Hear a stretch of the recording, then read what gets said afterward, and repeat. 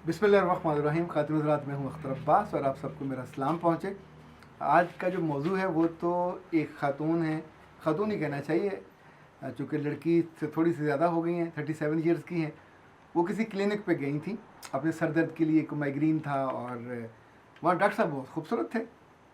यह मुमकिन है जब इंसान के पास रिस्क हो, अपना ठिकाना हो, जॉब हो और इल्म विल्म भी ठीक हो तो खूबसूरत वैसे लगने लग जाता है। लेकिन ये खूबसूरती आमतौर पे औरतों के साथ होती है। मर्द ज़रा हैंडसम लगते हैं या पुरएतमाद लगते हैं। ऐसे में अगर उन्हें मुस्कुराना भी अच्छा आता हो या उनकी निगाह में थोड़ी शरारत हो तो लड़कियों को वो याद रहती है। पर क्या उस लड़की को क्लिनिक जाना भारी पड़ गया? आज हम इस पे बात करेंगे, क्योंकि ये सिर्फ एक लड़की नहीं है।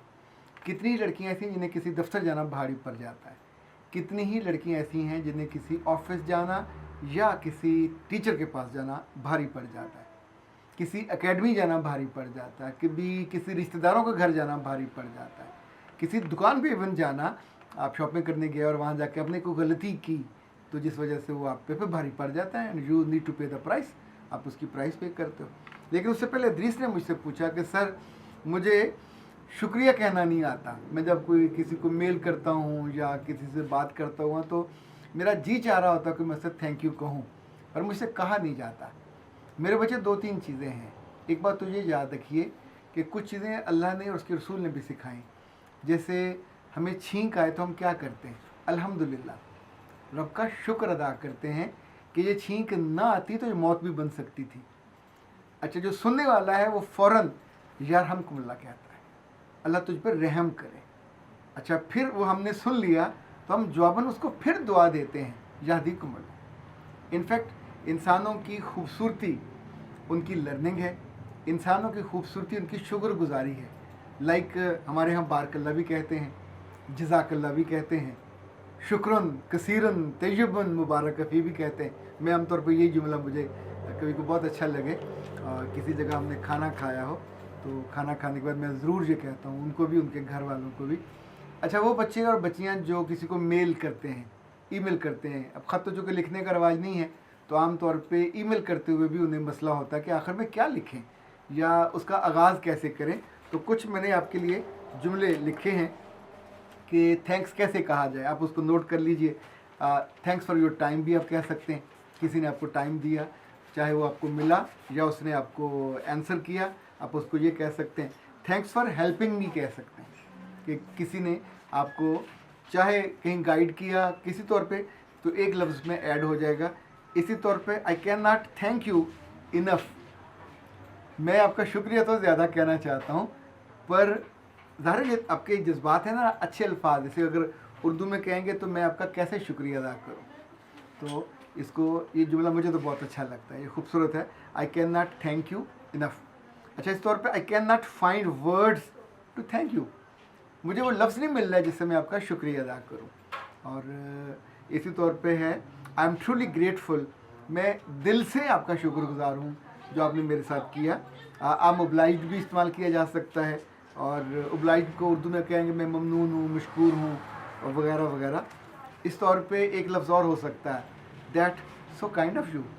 और इस तौर पे thank you for your consideration, ये आमतौर पे किसी ने आपकी एप्लीकेशन रख ली हो, किसी ने आपकी बात को वज़न दिया हो, आपकी किसी दलील को, तो आप ये भी कह सकते हैं। और थैंक यू फॉर कंसिडरिंग मी भी हो सकता है, ये भी आप कह सकते हैं।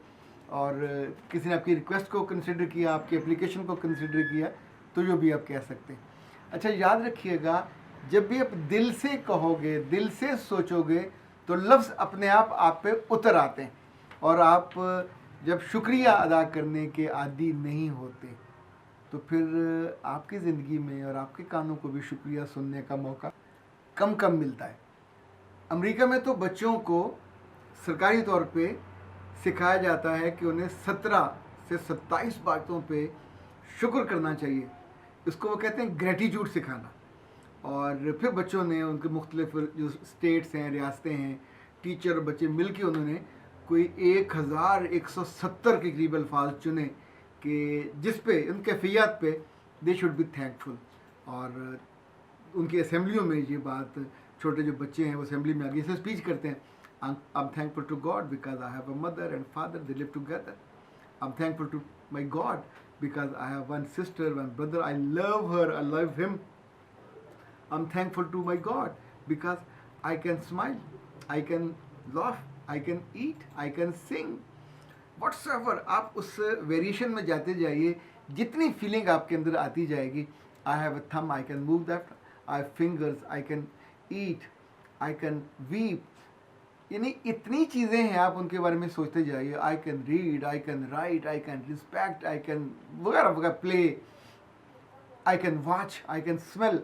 सो जिन चीज़ों पे आप शुक्रगुजार होते हो तो आपके मुंह से वो निकलने लग जाते हैं. आप शुक्रगुजार नहीं होंगे तो ज़ाहिर है वो मुंह से नहीं निकलते. अच्छा जी, अब आते हैं आज के मौजू की तरफ कि क्या किसी जगह क्लिनिक पे जाना या किसी ऑफिस जाना आपको भारी पड़ सकता है. ये लड़की जो मेरे पास तशरीफ़ लाई, इनकी उम्र होगी 37 साल. खुश शक्ल थी, खुश अदा भी कहना चाहिए. जिस लड़की को इस उम्र में भी कपड़े कैरी करना आते हों, तो अपनी गाड़ी पे वो आई थी. अच्छी जॉब करती हैं. इनफैक्ट जो प्रॉब्लम वो डिस्कस करने आई थी वो थोड़ा आपके लिए हल्का फुल्का होगा. तो मैंने उनसे पूछ लिया कि अगर आप इजाज़त दो तो मैं ये बात डिस्कस करना चाहता हूँ, चूँकि इसके अंदर मुझे पोटेंशियल लग रहा है कि बहुत सारी लड़कियों का फ़ायदा हो सकता है. चूँकि जो इनफैक्ट उस लम्हे एहतियात नहीं करती या उस लम्हे सोचती नहीं है. लाइक जब ये क्लिनिक पे गई तो अपने किसी ऑफिस की वजह से she was in stress, under stress. Anxiety भी हो सकती है, परेशान थी. तो फिर जब परेशानी ज़्यादा बढ़ी तो उन्हें आधे सर का दर्द होने लगा, माइग्रेन जिसको कहते हैं. आमतौर पर इसकी कोई गोली वोली नहीं है, पर डॉक्टर कोई ना कोई गोली देने की कोशिश करते हैं. जब ये वहाँ गई तो इन्होंने, ज़ाहिर है जैसे वो गाड़ी से उतर के गई चाबी जलाती हुई, और तो डॉक्टर साहब को शीशे से नज़र तो आ रहा था, तो ही वॉज विजिलेंट. और जब ये वहाँ पहुँची तो उन्होंने बहुत स्माइल से इनको अटेंड किया. फिर बैठी, फिर उनका उन्होंने बीपी भी चेक किया और उनकी नब्ज़ भी देखी. अल्लाह जाने नब्ज़ देखने की हाजत थी कि नहीं, पर उन्होंने नब्ज़ देखी. और फिर उन्होंने मुस्कुरा के उनसे नाम पूछा, उस पर उनका नाम लिखा. मैं डॉक्टर की इंटेंशन पे नहीं जा रहा, लेकिन जो इन्होंने मुझे बताया, उन्होंने कहा कि फिर मैं वापस आ गई. तो 2 दिन के बाद मैं फिर गई. तो अब मैं अपनी भांजी को लेके गया. मेरा माइग्रेन नहीं था. डॉक्टर साहब ने पूछा कैसे हैं आप, सर कैसा है. तो मैंने कहा ठीक है. उन्होंने कहा किस वजह से हुआ था. तो मैंने कहा बस दफ्तर का प्रॉब्लम था. अच्छा जॉब करती हैं, कहाँ करती हैं. मैंने थोड़ा सा बताया. ओके, तो बहुत शानदार जॉब है, तो बहुत सेफ़ है, बहुत रिस्पेक्टफुल है. अच्छा, अब वो जॉब की चूँकि थोड़ी सी वो डिटेल जानते थे कि इसमें पे भी अच्छी होगी. तो 2-3 दिन के बाद ये फिर गई. तो अब के अपनी अम्मा के लिए गई. अम्मा की दवाई लेनी थी या नहीं लेनी थी, आई डोंट नो. मैं उनकी नीयत पे नहीं जा रहा. उस वक्त डॉक्टर साहब वहाँ नहीं थे. तो जो कंपाउंडर था उनका, जिसने इंजेक्शन वगैरह लगाया था, जो उनको असिस्ट करता था, तो उसने उनको बिठाया, बोतल लेके आया और कहा कि मैम आपको पता है डॉक्टर साहब आपको बहुत पसंद करते हैं. उन्होंने कहा हाउ डेयर, तुम्हें कैसे पता चला. उन्होंने कहा डॉक्टर साहब ने खुद बताया था. वो कहते हैं जब आप आती हैं तो उनको बहुत अच्छा लगता है. और अच्छा, ये जुमला सुनने के बाद आई डोंट नो इसको ऑकवर्ड लगा या अच्छा लगा, बट शी केम बैक. अम्मा की दवाई नहीं ली. फिर कुछ दिनों के बाद दोबारा गई, अम्मा की दवाई ली. तो अब के डॉक्टर साहब ने इनकी तरफ देख के मुस्कुराना चाहा तो ये नहीं मुस्कुराई. फिर कुछ दिन और गुजरे, फिर ये नहीं गई. तो 2-1 हफ्ते के बाद फिर किसी बहाने से कोई दवाई का पूछने गई तो डॉक्टर साहब उस रोज़ फिर नहीं थे. तो वो जो था लड़का, उसने कहा कि मैम डॉक्टर साहब को यूँ लग रहा है कि आप उनमें इंटरेस्टेड नहीं हैं. तो वो थोड़े वरीड थे और शायद वो किसी और जगह वो मुतवज्जो हो जाए, चूँकि उनका रिश्ते 1-2 आ रहे थे. अब जब वहाँ से उस लड़के ने जो बात उन्हें कही तो then she came to me, और मुझे आके उन्होंने पूरी कहानी सुनाई. तो अब मुझे क्या कहना चाहिए था. तो मैंने जो उनका तज्ज़िया किया वही मैं आपसे शेयर करने लगा हूँ, इसलिए कि ये किसी एक लड़की का मामला नहीं है. ये बच्चियाँ जॉब करने वाली भी हो सकती हैं, घर वाली भी हो सकती हैं. ये बच्चियाँ बहुत शाय भी हो सकती हैं, बड़ी बोल्ड भी हो सकती हैं. ऐसे वाक़यात सबके साथ थोड़ी थोड़ी वेरिएशन के साथ होते हैं. 2-3 चीज़ें हैं जहाँ ऐसा वाक़या हो. पहली सूरत होगी आप दोबारा ना जाइए. दूसरी सूरत ये कि अगर आपका दिल उस बंदे को पसंद करने लगा है या आपको वो अच्छा लगा, उसकी स्माइल या उसकी कर्टसी या उसकी डीलिंग, तो फिर आप दोबारा भी चले जाते हैं, फिर आप सिबारा भी चले जाते हैं. तो now you are giving him the space to come closer to you. अब उसको आप इनविटेशन भी दे रहे हैं और ग्रीन सिग्नल भी दे रहे हैं कि यस आई एम अवेलेबल, मुझसे बात हो सकती है।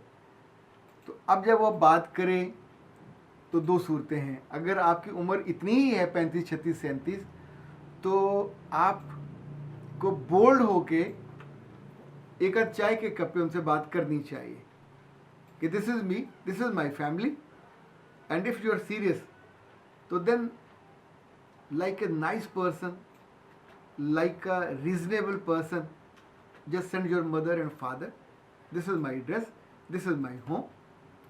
अगर तो वो सीरियस होगा और आपके साथ सिर्फ फ्लर्ट करना या आपके साथ वक्त ज़ाया करना या आपके साथ रिलेशनिंग में जाके आपको निचोड़ना उसका ऑप्शन नहीं है, या उसका वन जो सिंगल एजेंडा होता है, वन आइटम एजेंडा, वो नहीं है, तो इट्स वेरी रीजनेबल ऑफर कि आप ना उसको शादी के ऑफ़र कर रहे हो, ना आप उसको मंगनी के लिए वो जो झुक के उसको प्रपोज कर रहे हो, बल्कि एक बहुत समझदार लड़की के तौर पे आप उसे कह रहे हो कि आप हमारे घर आ जाइए। ये बहुत शानदार रास्ता है। इसमें दो फ़ायदे हैं। पहला ये कि 36-37 साल में आप उस घर में रहते हुए किसी भी वजह से, अपनी वजह से, माँ बाप की वजह से या किसी वजह से, या तो अब तक सिलेक्ट नहीं हो पाए या किसी की निगाह में नहीं आ पाए, क्योंकि अगर आप सिलेक्ट हो जाते तो किसी की बीवी होते, अगर किसी की निगाह में आ जाते तो भी किसी के रिलेशन में होते और निकाह आपका हो चुका होता, तो नहीं हुआ। अब जिस उम्र में आप हो, ये बिल्कुल लड़की होने की आखिरी सांसें हैं, इसके बाद आप लड़की नहीं रहोगे, इसके बाद आपके लिए रिश्ता भी कोई नहीं बचेगा। तो इस मौके को, क्योंकि अब ये वाला अगर आपके घर अपने माँ बाप को लेके आएगा तो इसका मतलब है उसने आपको पसंद कर लिया, तो वो आपके ख़ानदान की, आपके घर की, आपके बर्तन, आपका उठना बैठना, इसको बहुत ज़्यादा बॉदर नहीं करेगा, क्योंकि उसका फोकस जो उसकी निगाहों को या उसकी ज़ात को आपका चेहरा अच्छा लगा, मुमकिन है आपकी डीलिंग अच्छी लगी हो, मुमकिन है आपका ट्रस्ट अच्छा लगा हो, मुमकिन है आपका इत्माद अच्छा लगा हो, मुमकिन है आपकी पर्सनैलिटी का कंपोज होना अच्छा लगा हो, पर अगर वो फ्लर्टी होगा तो ये सारे नहीं करेगा। तो अगर आपको इल्म हो जाए कि ये फ्लर्ट करने में इंटरेस्टेड है, आपका हाथ पकड़ने में, आपको खाने पे ले जाने में, आपको किसी जगह घुमाने में, तो इसका मतलब है ये बेल कभी मुंडे नहीं चढ़ेगी शादी वाली। आपके दिल में घंटियाँ बजती रहेंगी, चाहे सेरे लगा के, कोई आप तस्वर में देख लो, वो सेरे लगा के नहीं आएगा, पर आपकी ज़िंदगी, इज़्ज़त, असमत दोनों को वो डैमेज कर देगा। देखिए एक बात और है, इस उम्र तक बहुत सी बच्चियाँ ऐसी होती हैं जो अपने आप को बहुत कंपोज रखती हैं, स्कार्फ लेती हैं, इवन यहाँ तक वो भी लेती हैं। इन बच्चियों के भी दिल होते हैं, इनकी भी आंखें होती हैं, जो इंटरेक्ट है वो होंठ नहीं करते, आंख करती है। तो अगर तो आप इंटरेक्ट करते हुए आपने एहतियात नहीं की, आपने बिल्कुल आई कांटेक्ट किया, वो वाला जो दोस्ताना होता है, वो वाला जो दूसरे को दावत देता है, तो know you would be in a danger zone. अब आपको उसकी कीमत चुकानी पड़ेगी। तो बहुत बेहतर होता है कि आप शेर के आगे उसके मुंह खुले में हाथ मत डालो, क्योंकि वो जबड़ा बंद करेगा तो हाथ वापस नहीं आएगा, और हाथ आपका है, फिर कहाँ से आप ढूंढते फिरोगे और चीखते फिरोगे, तब आपकी चीख भी कोई नहीं सुनता। मैं ये सिंबॉलिक बात कर रहा हूँ। उस बच्ची से भी मैंने ये कहा कि आपके लिए जो मेरा मशवरा है वो थोड़ा मुख्तलिफ है, इसलिए कि आमतौर पे जो लोग साइकोलॉजिस्ट के पास जाते हैं तो उन्होंने सिर्फ किताबें पढ़ी होती हैं। अगर किसी ने कहा कि मुझे सेक्स का मसला है तो वो कहते हैं जाओ गो फॉर ओपन सेक्स। अल्लाह माफ़ करे, आप उसको गलत गाइड कर रहे हैं, आप उसको गुनाह में डाल रहे हैं, आप उसको हराम में डाल रहे हैं, उसकी ज़िंदगी बर्बाद कर देंगे। क्योंकि आपकी किताब में लिखा हुआ कि उसको जिसको हाजत हो उसको वो करने दो। किसी को गुस्सा है तो आप उसे कहते हो जाओ जाके तुम गालियाँ निकालो, जाओ जाके तुम अपने गुस्से का इजहार करो। अब नॉर्मल मशवरा दे रहे हैं आप, उसकी इज्जत, उसके ईमान, उसकी शख्सियत, सबका सत्यानाश नहीं फेरोगे, सवा सत्यानाश फेरोगे। ये काम साइकोलॉजी के नाम पे कई ऐसे लोग करते हैं कि जिनको अगर अल्लाह ने थोड़ी सी भी अकल दी हो तो वो कभी वो तरीके ना करें जो वेस्ट में किए जाते हैं। देखिए वहाँ ना उनका ईमान का कोई मसला है, ना उनका हलाल का मसला है, ना हराम का मसला है। उन्हें तो किसी की शख्सियत में, जिस तौर पे हमारे यहाँ फैमिली है, बुनत है, हया का मसला है, आपकी इज़्ज़त और असमत का मसला, उन्हें कोई मसला नहीं है। सो इनके हल उनके पास नहीं हो सकते। यहाँ के जो मसाइल हैं इनका हल तो कोई वही ढूंढेगा जो सन ऑफ द सॉइल होगा, जो ईमान को जानता होगा, जो अल्लाह का जानता होगा, जो पाकिस्तान के जो सोशल नॉर्म्स हैं उसको जानता होगा, जो इन पूरी डायनामिक्स को जानता होगा कि यहाँ ज़िंदगी कैसे चलती है। तो मैंने उससे कहा कि कल तुम उसके पास जाओ या उसको फ़ोन कर लो, और जिस तौर पे वहाँ गए थे जाके उससे एक हल्की फुल्की मुलाकात कीजिए। चाय पीनी है तो उसे चाय पीजिए, बोतल पीनी है तो बोतल पीजिए। चूँकि जो असल जुमला उसने कहा था वो ये था कि सर, जब से मैंने ये सुना है कि वो इंटरेस्टेड अब नहीं रहा या मुझसे मायूस हो गया मेरे तर्ज अमल की वजह से, तो मेरा दिल डूब रहा है और मुझे बहुत बुरा लग रहा है। क्योंकि अंदर से मैं कहीं उसको देखना मुझे अच्छा लगता था और मेरा इंटरेस्ट था कि अगर ये मामला चल पड़े तो बहुत अच्छा है। लेकिन जब इसने कोई गो हेड नहीं दिया तो उसने रास्ता बंद कर दिया। तो अब ज़ाहिर है रास्ता बिल्कुल बंद होने से, उस पर बोर्ड लगने से बहुत बेहतर है कि ये काम आपके अम्मा नहीं कर सकती, आपके अब्बा भी नहीं कर सकते। ये इतना सा इनिशिएटिव तो आपको लेना पड़ेगा कि जाके उससे कहिए कि इफ़ यू आर इंटरेस्टेड तो यस ऑफ कोर्स मेरी तरफ से भी मुझे भी अच्छा लग रहा है आपकी ज़ात, आपकी पर्सनैलिटी। तो this is me, this is my home, this is my family, ये हमारा एड्रेस है और आइए तो आके अपने अम्मा अब्बा को ले आइए, बात कीजिए। That's more reasonable, that's more sophisticated. ये वो शाइस्ता और उम्दा तरीका है जिसमें आप भी सेफ़ होंगे, आपके घर वाले भी सेफ़ होंगे। और ऐसे रिश्तों को जिसको आप ख़ुद बुलाओ तो उनको सिखा दीजिए, पढ़ा दीजिए। वो कभी जाके वहाँ ये ना कहें कि आपकी बेटी से बात हुई थी तो इसलिए हम आए हैं। उन्हें ये बात कहने हुए 100 दफ़ा सोचना होगा कि बेटी डैमेज हो जाएगी। तो उन्हें ये कहना चाहिए कि आपकी बेटी को हमारे बेटे ने देखा था या उसकी अम्मा ने देखा था या बहन ने देखा, कोई भी बहाना हो सकता है। क्योंकि जिसकी इज़्ज़त आप लाना चाह रहे हो उसको इज़्ज़त देना और उसकी इज़्ज़त बढ़ाना, ये बेटियां हैं तो बेटी लोगों को इज़्ज़त देनी चाहिए, इनको तहफ़्फ़ुज़ भी देना चाहिए, इन्हें शेल्टर भी देना चाहिए, इन्हें अक्ल भी देनी चाहिए। अख्तर अब्बास को इजाज़त दीजिए। अस्सलाम वालेकुम।